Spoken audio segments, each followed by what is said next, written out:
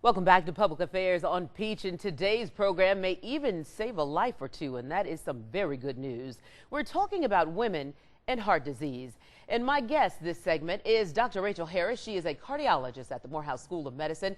Who is most affected by this? And first, let me say welcome and thank you so much for joining me. Thanks for having me. You are welcome. So who is affected by this? Because some of these numbers, it's going to shock you, because it shocked me as well, but who's being touched the most by this disease?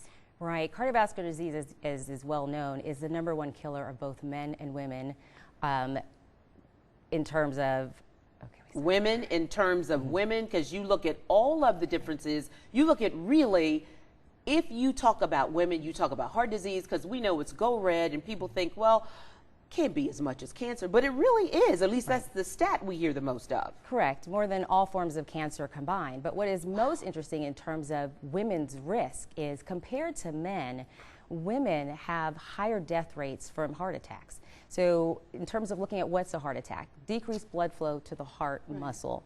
And in men, it's usually caused by what we call acute plaque rupture or decreased blood flow. But in women, it's not the same pathology.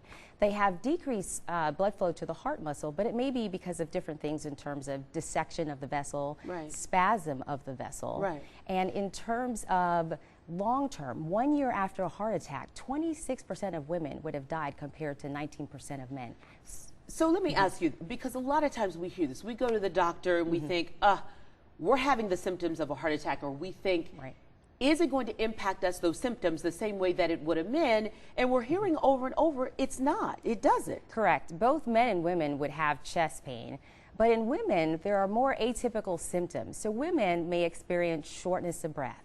A lot of women will come in and say, I experienced something like heartburn.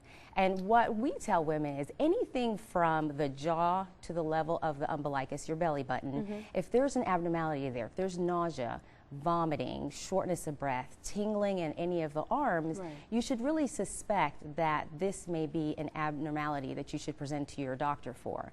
And a key thing that I would like to mention is that women typically present later. In one study, they looked at women, and they present on average 54 hours after symptoms of a heart attack compared to 15 hours for men. Oh my goodness, that is amazing. Here's something else that really blew my mind.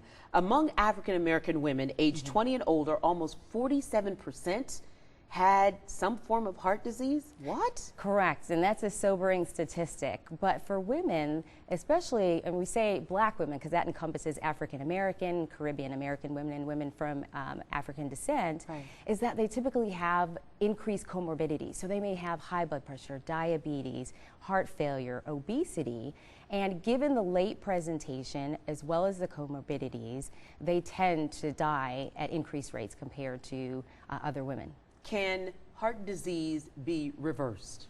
Yes, it can. And there's key factors that can reverse heart disease. So when we talk about things like the diet, it is the mantra of you are what you eat is very true. And so, you know, there's a lot of things out there that people are a little confused about. So should we eat diets that are high in saturated fat? Well, the answer is no. But with the FDA ban on trans fat, so for people who may not know what trans fats are, there's two types. One is naturally occurring that are in animals, and artificial, it's when hydrogen is added to liquid vegetable oils. And so the FDA has banned those, and they're commonly found in foods that are pies, cakes, biscuits, crackers, things of that nature. So we should avoid those and go to more healthy fats, things like olive oil, sunflower oil, canola oils. And then also eating a diet that's whole grain, fiber-rich foods, increase your fruits, your vegetables, and then also staying away from sugars that are added to your foods as well. When should people start getting their heart health evaluated? Because I know that's important. When do you start? Right, it's never too early. Adopting a healthy lifestyle, and as well as recognizing when your risks are. So anyone who has a premature family history, father with heart disease before the age of 55 or brother, or a mother with heart disease before the age of 65, and understanding your risk. So if your mother and father have heart disease before the age of 55, your risk is 50% higher than someone who does not have those risk factors. So the longer you live, the chances of you getting some form of heart disease is pretty good, just because over a period of time things accumulate. Well, that's the potential for some persons. Some people are genetically disposed to heart disease, but not all Americans will develop heart disease. Okay. So when you talk about diet, you talked about the good fats, the bad fats, the oils. Right.